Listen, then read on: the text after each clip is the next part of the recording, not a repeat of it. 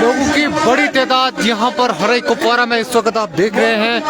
ये नौजवानों की बड़ी तादाद जो है वो यहाँ पर नजर आ रही है। अभी सजाद गनी लोन जो है वो लोगों को खिताब करेंगे। नॉर्थ कश्मीर में इस वक्त सियासी सरगर्मियाँ जारी है। और यहाँ की आवाम जो हरेक से तला रखती है, जो हमारे दोस्त साहब की खानदानी हवाई रिश्तेदार, अस्सलाम वालेकुम। मैं आपसे मुख्तसर बात इसलिए करता हूँ, मैं नेशनल कॉन्फ्रेंस का ब्लॉक प्रेसिडेंट और वहाँ नेशनल कॉन्फ्रेंस को हमने बड़े जोरों से चलाया था। जब मैंने डीडीसी इलेक्शन में उनको धक्का दिया तो 15-20 हजार वोट से 2000 में पहुंच गए। मैं आपसे यह रिक्वेस्ट करता चलूं, कल हमने तवील में एक बात देखी थी कि हम लोगों को कहते हैं कि बिजनेस कॉन्फ्रेंस टीके वाले हैं, लेकिन ये बात वो बखूबी जाने कि जब शेख अब्दुल्ला मारूफ शेख अब्दुल्ला जनाब अब्दुल्ला साहब ने हमारा कश्मीर के 2 हिस्से बनाए, आधा मुसलमान पाकिस्तान को बेचा और आधा हिंदुस्तान को बेचा, उस वक्त ये कहा सोए और मरे हुए थे। जब फारूक अब्दुल्ला साहब गाने और नाचता और भजन करता है, उस वक्त कहा था। जब कांग्रेस के तेल पे बाबरी मस्जिद के ट्यूबर टूटे थे, उस वक्त नेशनल कांग्रेस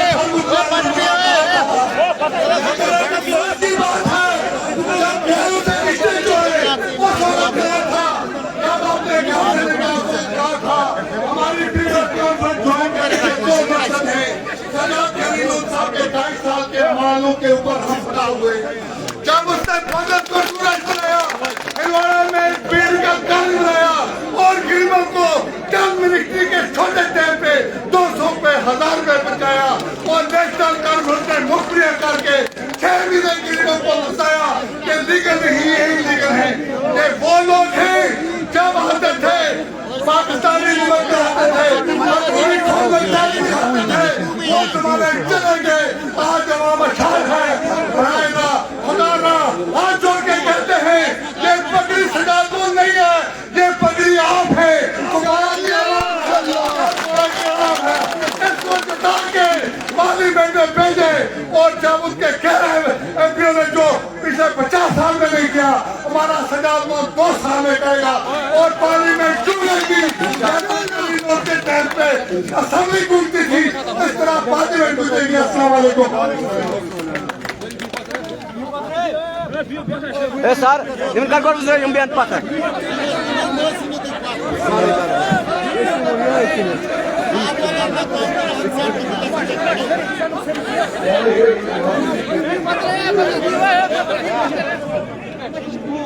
बिस्मिल्लाहिर्रहमानिर्रहीम। अस्सलाम वालेकुम रहमतुल्लाहि व बरकातहू।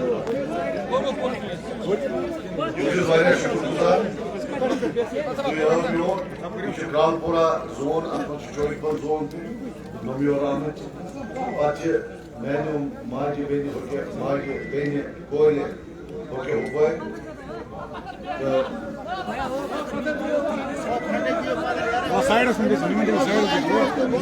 और तरह पासा पीछे उधर पासा पासा बस बस से नहीं है एक साइड इससे सारा प्रॉब्लम आप देखिए हर जगह होता है, सामने कहीं नहीं जा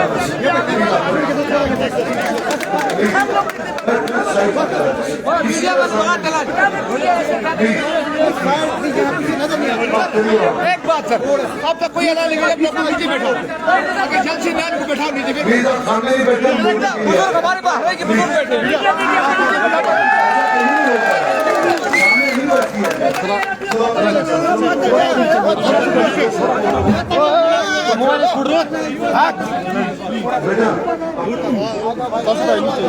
वो यहाँ कहाँ से आएगा भाई? मुश्ताक बाबा ने क्या रखा हुआ है?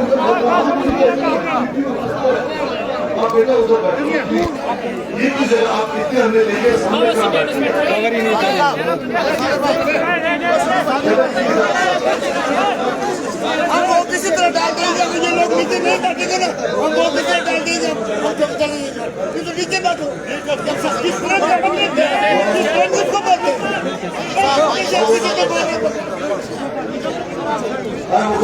इसका यहाँ जो आज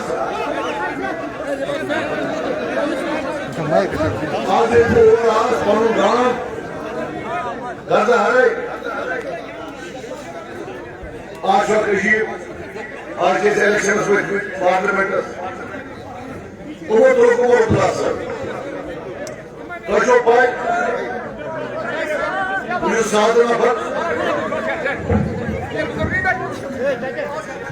बात सुनो, कुर्सी पर बैठो। वो सादा सा बंदा हूँ। मुझे किसी ने बोला मुर्तला साहब उठे, तो मैंने बोला वो तो टूरिस्ट है। अब ये सारे नेशनल कॉन्फ्रेंस वाले गुस्से हो गए। बोला सजाद साहब ये सनत नगर का है, ये इधर का नहीं है। आज उनको बता दूं कि जिस मोहब्बत से मेरी बेटियों ने, मेरी बहनों ने, मेरे बच्चों ने मुझे बाहर के जो पुल है उधर से यहां तक लाया, इससे बड़ी कोई गवाही नहीं कि मैं इस सरजमीन पर इस मिट्टी से मुझे मेरे बाप की मुस्कुराती है, मुझे अपने असलियत की मुस्कुराती है। मैं ये वो चीज है जो आपको समझ नहीं आएगी, आपको कभी समझ नहीं आएगी। आज पार्लियामेंट का इलेक्शन है, 2019 के बाद ये पहला इलेक्शन। और हसन महमूद जिस पार्टी ने पिछले, यार इसका इको काम करो यार, ये कौन होता है इस पर? ये इको काम करो, कम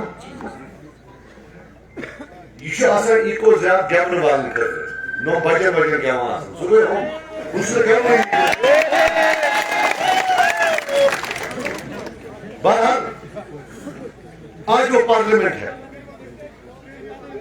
पिछले 1975 से आज तक 10 पार्लियामेंट मेंबर गए हैं नॉर्थ कश्मीर, 9 नेशनल कॉन्फ्रेंस से गए। हो सकता है हमें जिद हो सकता है हम झूठ बोलते हो। वो ही बताएं कि पिछले 10 साल में डेवलपमेंट में उन्होंने हमारे लिए क्या किया है, या जो मुश्किलात कश्मीरियों को थी पिछले 30 साल में उसमें उन्होंने क्या किया। सिर्फ तनकीद। इनको पूछो नाम क्या है, और जनाब वो मिला हुआ है, वो एजेंसी वाला है। भैया आप रहते कहां हो, और जनाब वो एजेंसी वाला है। हमारे गलत होने से, किसी और के गलत होने से नेशनल कॉन्फ्रेंस का जो रिकॉर्ड है वो छुप नहीं सकता है। उनको जवाब देना पड़ेगा। जो हर गांव में कब्रिस्तान है, उनको जवाब देना है कि ये बच्चे क्यों वहां हैं, ये गोली खाकर वहां क्यों है।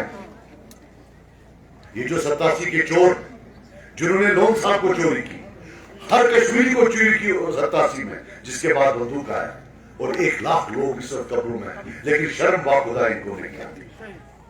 और मैं आपको एक बात दिलाता हूं, याद रखना, जब तक मैं इंशाल्लाह जिंदा हूं, मरने से पहले इनको इसका हिसाब लेकर रहूंगा। हर खून का कतरा जो उन्होंने बहाया है, हर उस बेगुनाह का खून का कतरा जो उन्होंने बहाया है, हर वो बेगुनाह जिसको उन्होंने जेल भेजा, हर वो बेगुनाह जिसको उन्होंने सेफ्टी एक्ट में अंदर किया, हर वो बेगुनाह जिसको शायद नौकरी लगती लेकिन सियासी जिद की वजह से उन्हें लगने नहीं दिया। मैं वादाबद्ध हूं बाखुदा, एक का हिसाब इनसे लूंगा, एक का हिसाब लूंगा। बड़ी बातें करते हैं। अरे मैं आपको बता कोई चीज, अच्छा कल देखिए, कल मैं बैठा हूं तो अचानक देखा कि मेरे खिलाफ वो बोल रहे हैं फारूक साहब इस्लाम। फिर मैंने भी प्रेस कॉन्फ्रेंस की, हालांकि मैं कभी जाती अटैक नहीं करता, लेकिन अल्हम्दुलिल्लाह आपसे ज्यादा कौन जानता है कि हमारे खानदानों में हदीस के बाहर, शरअ के बाहर कोई चीज नहीं होती। शादी होती है निकाह के अंदर होती है। इस्लाम पालने के लिए इस्लाम पहले घर में पालना होता है। आज हम पर ये उंगली उठाते हैं। आप अपने घर की बात करो, कभी बोलते हैं ये ए टीम है, कभी बी टीम है। 1992 और 93 में 5000 मुसलमानों को मारा गया, जिसमें सरफहरिस्त शिवसेना थी। उस शिवसेना के साथ बैठे हैं, शर्म इनको नहीं आती। वो 3000 मारने के बाद 4 साल बाद बीजेपी की सरकार में फॉरेन मिनिस्टर ये था, पर शर्म इनको नहीं आती। इंटरनल अटॉर्नी का रेजोल्यूशन उन्हें यहां से भेजा, उसी वाजपेयी गवर्नमेंट ने रिजेक्ट किया, जिसमें उमर अब्दुल्ला एक मिनिस्टर था। शर्म इनको नहीं आती। उसके बाद 2 साल मिनिस्टर था। और एक इंटरव्यू अभी आपने देखा होगा जो एक बच्ची ने लिया, उसमें ये बोलता है मुझे फख्र था, मैंने वाजपेयी साहब के साथ काम किया, और अगर वो जिंदा होते मैं आज भी करता। तो क्या फर्क है मोदी जी और वाजपेयी जी में? वाजपेयी जी ने बोला, पार्लियामेंट में बोला कि मेरे पास अगर अक्सरियत होगी तो मैं 370 खत्म कर देता। इंटरनल अटॉर्नी के रेजोल्यूशन को रिजेक्ट कर दिया।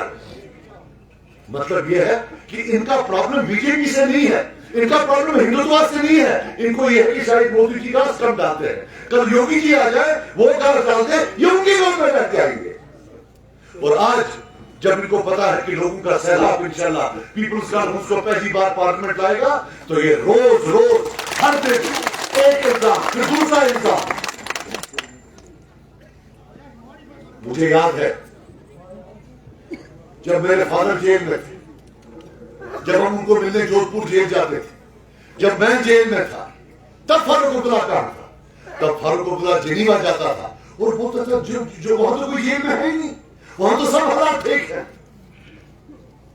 जब हम टार्चर खा रहे थे तब ये कहां थे?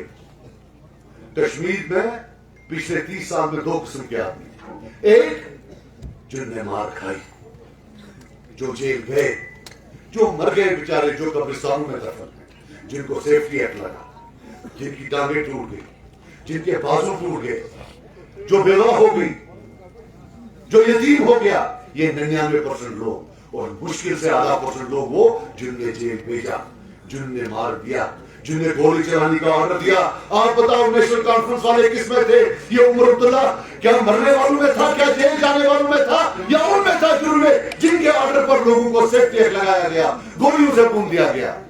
इनके हाथ खून से रंगे हैं। अल्लाह का लाख करम है हम उस 99% में है, उनके साथ हम थे जब हमारी कौम पर इज्जतें हो रही थी। मैं आपको बता दूं, अल्लाह ताला ने चाहा, जब हम इंशाल्लाह जाएंगे 2 चीजें, डेवलपमेंट और डिग्निटी। डेवलपमेंट का मतलब काम, हम काम करेंगे, हम इंकलाब लाएंगे, और उसमें हमने टूरिज्म और हॉर्टिकल्चर रखा। हॉर्टिकल्चर का मतलब सेब ही नहीं है, सेब है, अखरोट है, बादाम है, चेरी है। लाखों कनाल इंशाल्लाह, ये मेरा वादा है आपसे, इतना बड़ा पैकेज लाएंगे, लाखों कनाल हाई डेंसिटी के अंदर लाएंगे। अगर 1 लाख कनाल हाई डेंसिटी के अंदर आए तो हमारा तकरीबन 20,000 बच्चा काम पर लग जाता है। ऐसे ही अगर 10 लाख टूरिस्ट यहाँ आए तो कम से कम 50,000 बच्चा काम पर लगता है। मुझे बताओ, इनके पास हुकूमत पिछले 30 साल से 40 साल से एक टूरिस्ट यहाँ आता है? कभी कोई एक चीज बना के रखी है? हम बनाएंगे इंशाल्लाह। यहां इतना टूरिस्ट आना चाहिए कि इंशाल्लाह यहां के बच्चों को रोजगार के लिए कहीं नहीं जाना पड़ेगा। ये मेरा बात है, ये डेवलपमेंट है। और दूसरा है इज्जत, डिग्निटी, वकार। उसमें जो सबसे बड़ी बात है, जो भी नया प्राइम मिनिस्टर होगा, मेरा वादा है आपसे, खड़ा होकर आंखों में आंखें डालकर कहूंगा कि जो कानून आपने पूरे हिंदुस्तान के बच्चों के लिए रखे हैं, वही तो कश्मीर के बच्चों के लिए भी होने चाहिए। सबसे बड़ा ये जो पुलिस वेरिफिकेशन का मामला है, पूरे हिंदुस्तान में, गुजरात में, दिल्ली में, तमिलनाडु में जब पुलिस वेरिफिकेशन होती है तो फर्द की होती है कि क्या ये बंदा ठीक है या गलत है। लेकिन कश्मीर में पुलिस वेरिफिकेशन फर्द की नहीं होती, खानदान की होती। कि अगर पूरे खानदान में किसी एक से गलती हो तो उसकी सजा खानदान में हर उस 200-300 बंदों को लगता है जिनको इसकी जरूरत पड़ती है। और ये कानून किसने